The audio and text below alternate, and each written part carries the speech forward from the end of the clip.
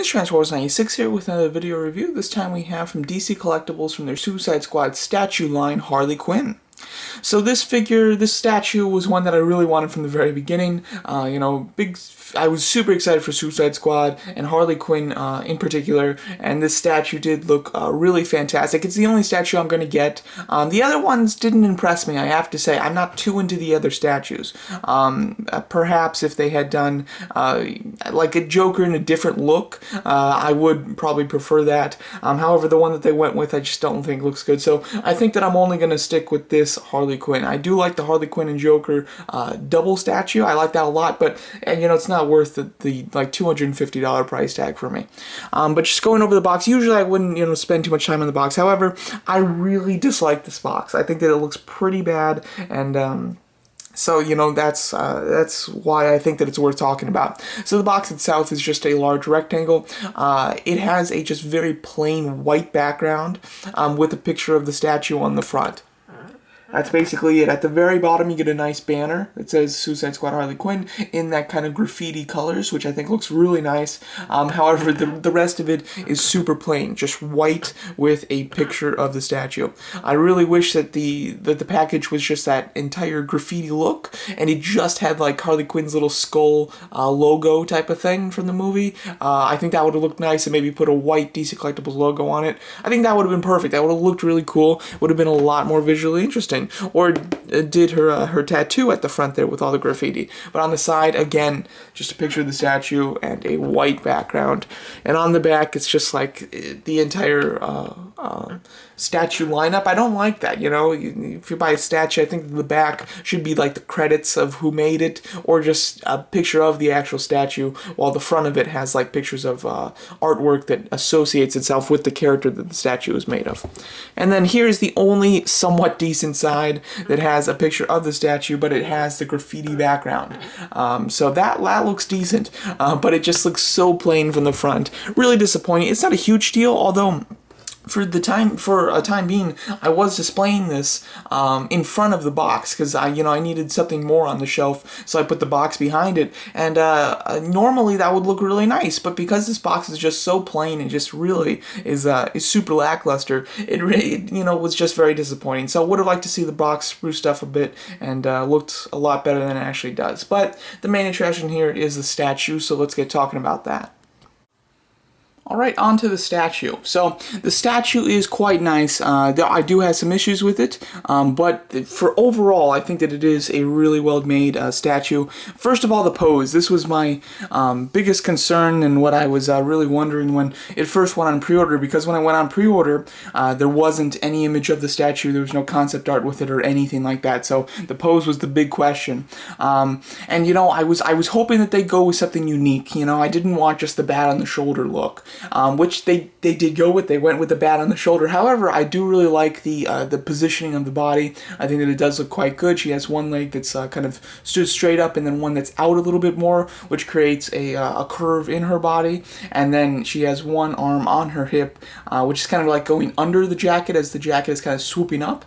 And then she is holding the bat at an up angle so that the bat is going down on her shoulder instead of it going up, which you typically see a lot more.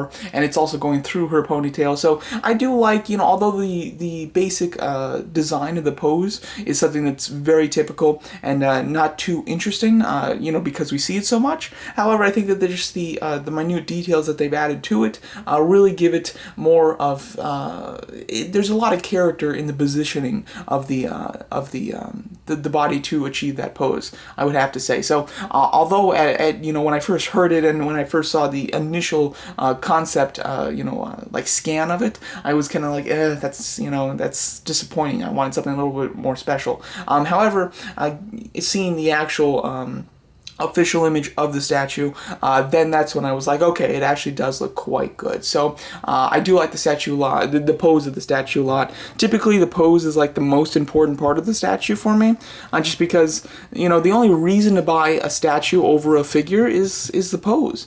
You would hope that it's in a pose that a figure cannot achieve, and therefore makes it unique and different enough to want the statue over the figure, basically. Alright, going over the actual details of the statue itself. The face sculpt is probably my biggest issue. I don't think it's great. I think that it's alright. You can see where they're going with it, and you can see the slight resemblance to Margot Robbie's as Harley Quinn. However, I just don't think it's executed extremely well. It looks alright, but it's nothing too special. The eyes seem to be painted on quite nicely. They do have a it's more of like a very pale white type of face, but they did kind of sprinkle in some black to make it look more natural, like an actual face, instead of just having be, you know, pure white. The lips are very much red, very pure red. You do have the oh, what the heck? You know, I'm just noticing this, but she does have the heart on her face, but there's no Rodden tattoo on her cheek. What's with that? Yeah, hey. That's definitely an issue. I didn't notice that at first, but Harley Quinn has a tattoo that says Rodden written kind of like down her cheek, and that does not seem to be represented in the statue. That's super disappointing. That would be a really easy thing, you know, you think that they do that. So that's really disappointing. I'm quite disappointed with that. Definitely something I didn't expect, and at least it took me a while to notice. It's not something that's super noticeable. But the face, you know, it looks realistic. It just doesn't really have a screaming resemblance to Margot Robbie. You know, it looks sort of like her, but nothing too special. From some angles, it's better than others. But overall, you know, it looks nice. It doesn't look perfect, though, in the slightest. Her ponytails, I do like the way that they're sculpted. I think they look very natural, and I love the way that the blue fades into the blonde, and same thing with the pink there. I think that looks quite nice. And then her little strands of hair, I do like a lot that are hanging down, especially the one that's hanging close to her bat that kind of swirls at the end there. I think that does look quite good. Her hands, they look pretty nice. They're sculpted pretty well. She has a bit of a big thumb for the right hand. It's something that's not super noticeable. I'm actually just noticing it now, to be honest. But, you know, it does look a bit odd. But, again, it's not too noticeable. I do like the paint of black and red, her signature colors there on the fingernails. Onto the body. Now, the red paint on her shirt is super smeared, and I'm not quite sure if it's so bad that, like, I think that it must have been done intentional, because it just looks so terrible. But I think that in the movie it is a clear line. I don't think that it's kind of like smudged like that. So I'm not 100% sure, but I really don't think that that's accurate. But it's so terrible that I just feel like it was meant to be like that. So I'm not quite sure, but I don't like the look of it overall. I do like the fact that it does have black wash into it, and you can clearly see the stitch mark. I think that looks nice. The Daddy's Little Monster is painted on very nicely, and then towards the bottom of the shirt, it looks great. It really does look natural and realistic. It looks worn. Obviously, you have holes in it, you have stitch marks, you have wrinkles. It does look very good, and not only in the way that it's positioned, but it's the way that it's painted, and everything is pretty perfect as far as the shirt goes towards the bottom.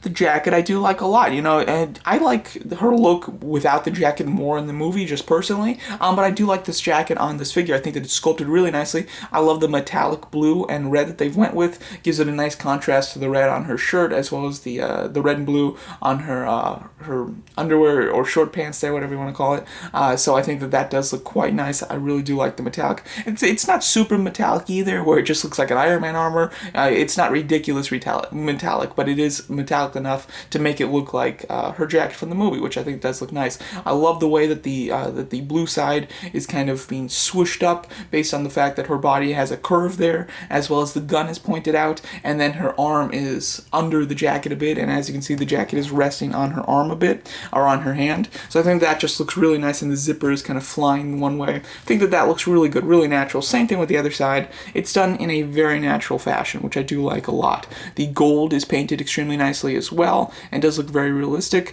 The wrinkles on her sleeve, particularly her right sleeve there, do have wrinkles on them.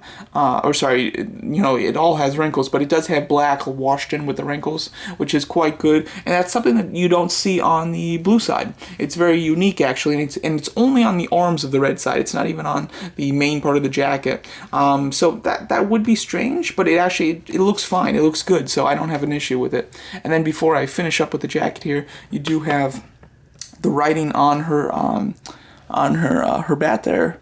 You can probably even read that.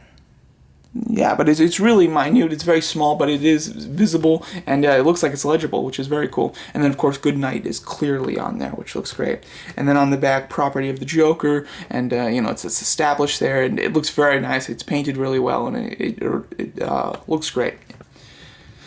Now going down, as you can see, she does have the tattoo that says Lucky You, and a picture of the dolphin kind of going over a rainbow. The Lucky You, I believe in the movie, that's a bit lower, because it's for the most shots, at least I believe, it does seem to be like hanging out of her pants, just slightly, but it is still a little bit under it.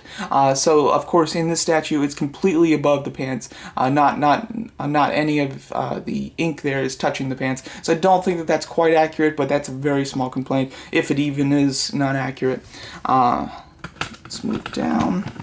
The belt is done quite nicely. Looks pretty good. Nothing too special. I would say that the red and the blue seem to be bleeding on her skin just slightly. It's not painted perfectly. As you can see, you get a bit of skin color coming onto the top of the pants, and a bit of the red and blue from the top of the pants going onto the skin. It's not done perfectly. It is small. It's minute, but it still is noticeable, and it is quite disappointing.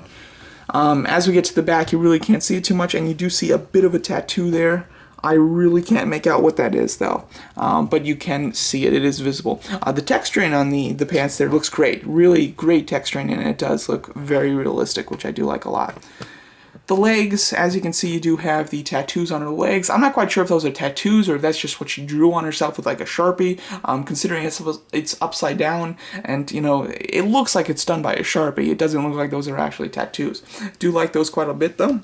She does have these stockings, and this is actually real stockings there, so as you can see, it moves. It's not plastic, or whatever this is. It's not actually sculpted on. It is just a stocking material that's been put on. It's been put on really well. It looks very nice. In some areas, it seems to kind of bunch up differently. Like, as you can see, it looks like it's more stretched to the top here than it is here. So I'm not quite sure if that's intentional to give it the look of her, based on where her legs are, if she would actually be pulling the stockings like that. But it does look really natural, so I do like it quite a bit.